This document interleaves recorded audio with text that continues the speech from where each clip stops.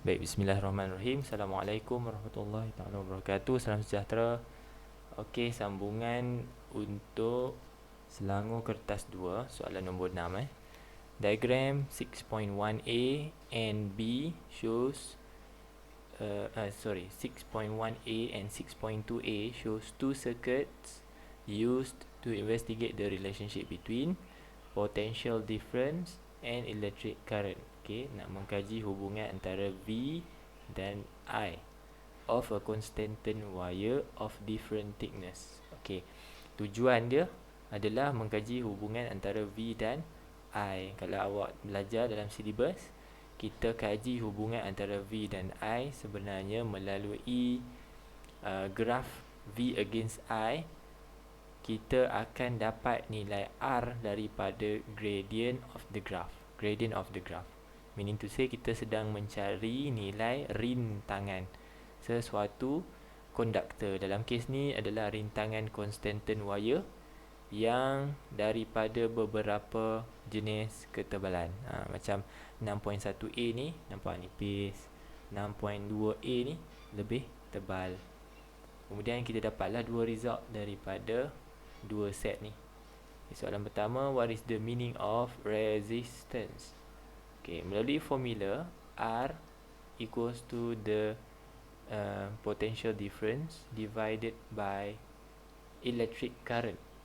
Okay, tapi kalau kita nak buat meaning, kita tak boleh tulis resistance is potential difference divided by electric current.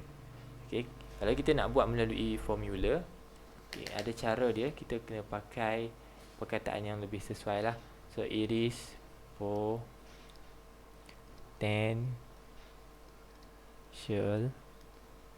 difference. Okay, kemudian kita guna perkataan per unit.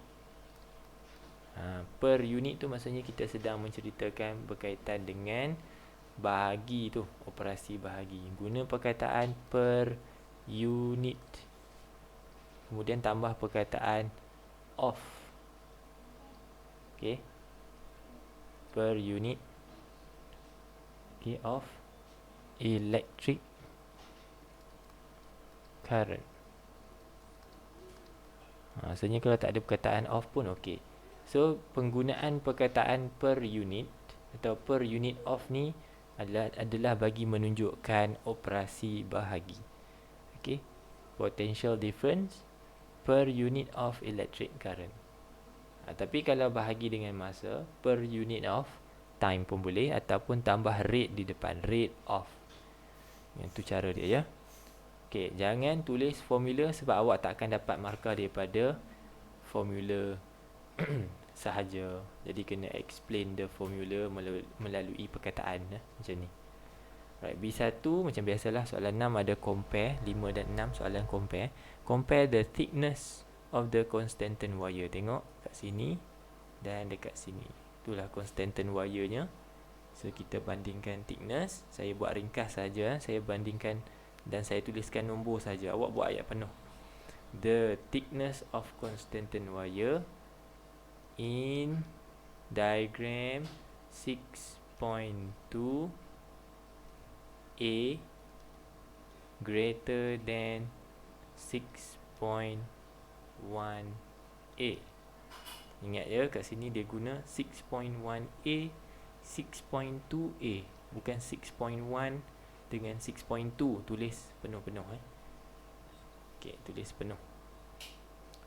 So macam saya kata tadi, saya pakai ringkasan saja. Awak tulis penuh tambahlah perkataan ni, diagram. Okey. Kemudian compare the resistance of constantan wire. The resistance of constantan wire in diagram. Okey, kita nak bandingkan macam mana resistance dari segi rintangan. Kita tengok ni, rintangan tu di represent by the slope or the gradient of the graph. Yang mana lebih cerun? Yang 6.1B atau 6.2B? Jawapan dia adalah yang pertama, yang di atas ni kan. Jadi awak boleh bandingkan. Kalau awak nak bandingkan kalau awak nak bandingkan yang gambar raja, litar, awak bandingkan litar dengan litar. Kalau awak nak bandingkan graf, awak bandingkan graf dengan graf. Sebab A adalah merujuk kepada litar, set of the experiment. B adalah graf. So make sure, kalau saya banding macam ni lah, rintangan saya tahu dah. Okay, kalau wire nipis, rintangan tinggi. So the resistance of constant wire in diagram 6.1a, 6.1a, this one is greater than 6.1, sorry, 6.2a. Okay, so saya membandingkan yang ini dan yang ini.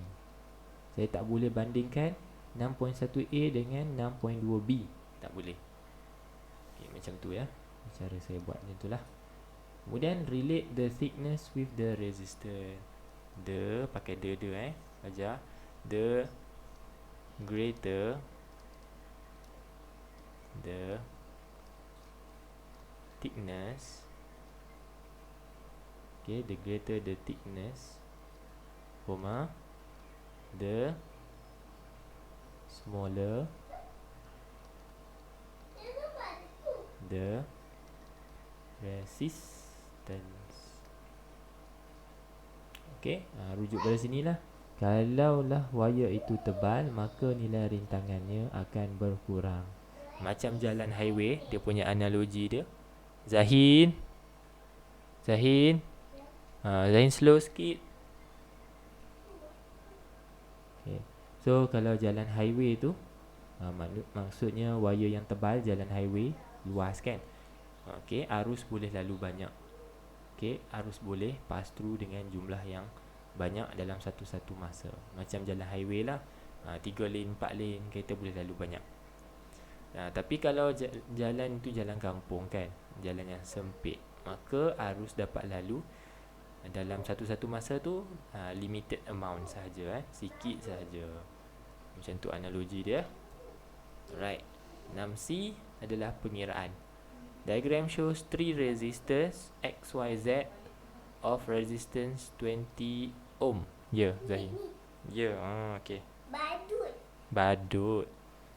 Okay, 20 ohm respectively are connected to dry cell. Okay, kita tulis kat sini 20 ohm. Sini pun 20 ohm. Setiap satu daripada resistor ni semuanya 20 ohm lah, identical. Okay, kemudian kita ada dry cell 6 volt. Alright, daripada rajah, calculate the effective resistance. Apa maksud effective resistance? Total resistance, RT. Okay, total, keseluruhan. Kita tengok dalam diagram 6.3 ni ada 3 rintangan.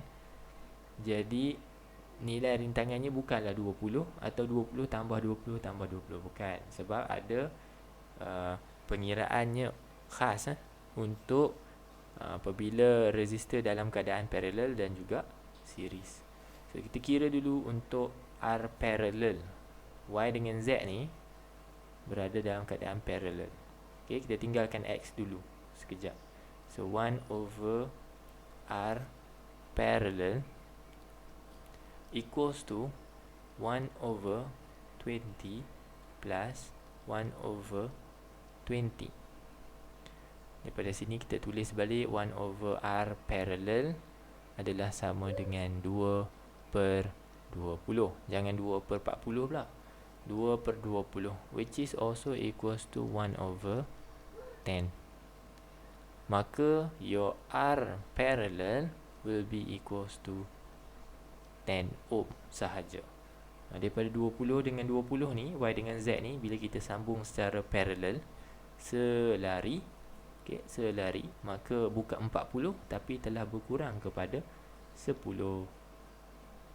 Okay, nah 10 yang kita dapat ni pula bersiri dengan X. Bersiri dengan X, series. So our R total effective resistance equals to 20, which is X, plus 10 yang baru kita dapat tadi. Parallel. So your R total or effective resistance equals to 30 ohm. Rintangan keseluruhan di dalam litar ini adalah 30 ohm. Okey, cari nilai arus. Okey, kirakan, hitungkan nilai arus. Macam nak cari arus? Menurut Ohm's law, V sama dengan I darab dengan R. So untuk mencari arus, awak bahagilah V dan R. Okey. So V berapa? 6. Macam mana tahu? Kat sini ada maklumat ya. Bahagi dengan R. Bila arus ini, yang ditanyakan ini adalah arus total. Arus total ni kat mana? Arus yang baru saja keluar daripada bateri. Arus yang baru keluar dari bateri. Jadi soalan suruh cari arus total. Bila soalan suruh cari arus total, maka nilai rintangan juga adalah nilai rintangan total. This one. Dia bukan 20, bukan 20 campur 20, tetapi 30 total So 6 bahagi 30. Dapatlah jawapan kepada arus tadi sebanyak 0.2 unit, jangan lupa, ampere. Okay, next soalan Roman 3, power dissipated. Okay, power ni ada macam-macam formula. Awak boleh pakai P equals to IV pun boleh.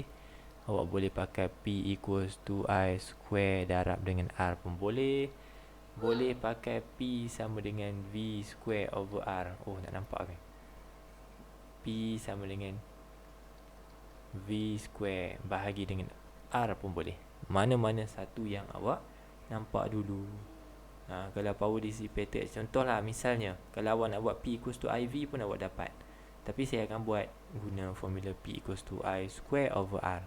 Kalau awak tengok skema kan, dia pakai P equals to IV. Nanti awak semak sama ke tak sama? Sebab saya dah semak dah sama. So current 0.2 di kuasa 2 kan, darab dengan nilai R. Nilai R kat sini adalah nilai resistance of X. Jangan pula, sebab kuasa yang diletakkan pada X, menurut soalan ni, X itu adalah resistor yang nilai rintangannya adalah sebanyak 30 ohm. 30 pula, 20 ohm. Okey, sorry. Apa pula 20? 30 lah. Sorry. Okey, saya betulkan balik ayat saya. Kuasa yang diletakkan pada X adalah merangkumi ketiga-tiga rintangan X, Y, Z. Tu yang ayat betul. Tu ayat yang betul. Okey. Jadi nilai kuasa yang diletakkan pada X, okey, akan mengambil kira nilai rintangan total. Rintangan total. Berapa rintangan total kita? Kalau tak ingat, tengok balik, rintangan total kita adalah 30. Okey, jadi dekat sini masukkan 30, awak akan dapat jawapan 1.2 watt. Power unitnya dalam watt. Okey, so kat tadi saya terangkan semula kenapa 30, kerana mesti merangkumi rintangan keseluruhan, total resistance. Kalau dia minta dekat Y ke dekat Z ke pun sama jugalah. Okay.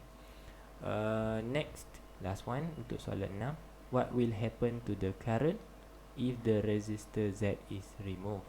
Resistor Z yang mana? Yang ini. Kalau Z kita buang, maka kita tinggal Y dan X. Okay, Y dan X ni dalam keadaan series. Okay, dalam keadaan series.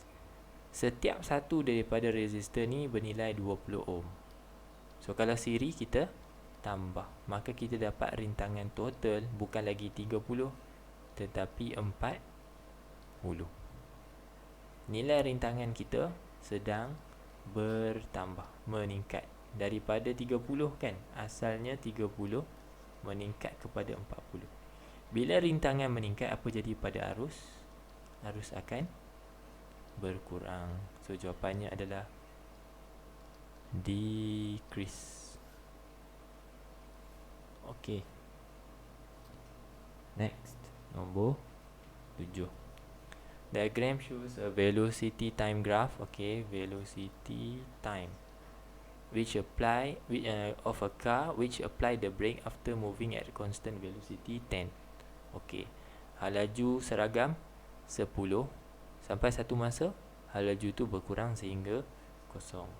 State the physics quantity yang boleh diukur that represent the area under the graph. So V, graf V lawan T. Kalau area, kita akan dapat displacement. Ini banyak soalan-soalan daripada negeri lain pun ada soalan macam ni. Jadi alert lah soalan macam ni, famous. B1, state the type of motion of the car after. So highlight after 0.5 seconds. So ni 0.5 selepas tu, from here down to here. Apakah jenis gerakan? So graf V lawan T, kalau kecurunan kita akan dapat nilai A. Tetapi sekarang ni nilai A nya adalah bernilai negatif. Okay, itu bermaksud kereta tersebut mengalami nyah pecutan, deceleration, nyah pecutan. Okay, B2, calculate the total distance travel by the car. Okay, total distance travel, kita kena kira area under the graph lah. So area under the graph dekat sini, kalau pandai guna formula trapezium, boleh guna trapezium. Kalau tak, awak kira suku-suku lah, ataupun sebahagian-sebahagian tambah 2. So ni trapezium formula dia setengah. Lepas tu awak buat kurungan. Dalam kurungan tu tengah-tengah letak tambah. Okay, nak tambah apa dengan apa? Sisi selari yang bertentangan. Okay, sisi selari bertentangan pertama yang ni 0.5, dan yang ini 4. Awak jangan buat yang ni pula, sini dengan sini, sebab dia tak selari. 10 dengan yang condong ni, kan, ni tak selari. So yang selari yang ni 0.5 tambah dengan 4. Kemudian darab pula dengan tinggi 10. Okay, tekan kalkulator, awak akan dapat 22.5 meter. Macam mana saya tahu meter? Okay, sebab dia meter per second darab dengan second, dapatlah meter. Ibu sekejap ibu. Sekejap. Okay. Kemudian soalan C terakhir untuk bahagian 2 ni adalah shows a man playing golf. Dia main golf. Okay. Jadual 1 menunjukkan jenis kayu golf. Okay, jenis kayu golf dan juga ketinggian digunakan dalam permainan golf tu. Maksudnya dia angkat kayu golf tu berapa tinggi lah. Okay, pelajar alert dekat sini, ada nombor. Jangan tulis nombor. Okay, C1, jenis kayu golf yang kita akan guna adalah jenis yang paling bagus kat sini adalah titanium. Okay, so ada dua lah contender. Takkan nak pakai kayu kan? Mungkin carbon fiber, mungkin juga titanium. Dua-dua strong.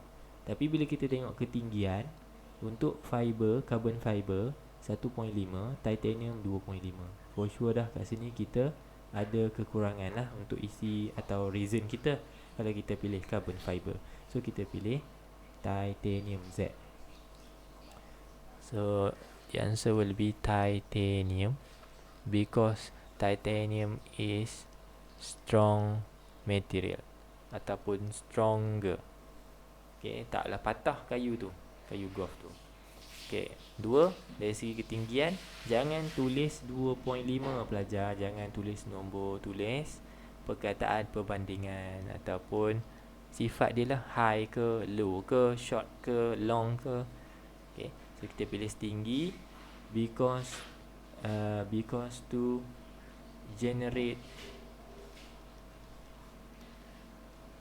generates more energy ataupun speed.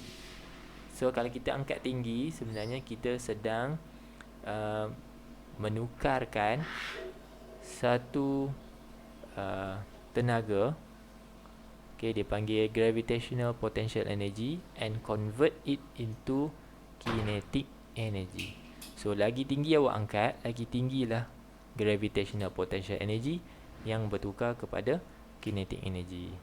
Sebab tu kalau tengok orang main bowling kan, kalau dia swing tu, dia akan angkat bola tu dekat belakang badan dia kan, dia akan swing bola tu setinggi yang mungkin lah di belakang tangan, di belakang badan dia, so that it can generate more energy. So based on the answer, kita akan pilih Z sebagai jawapannya. Okey, saya rasa itu saja untuk bahagian 2. Kita akan sambung soalan nombor 8 dalam bahagian 3. Sampai jumpa lagi. Terima kasih, jaga diri. Assalamualaikum.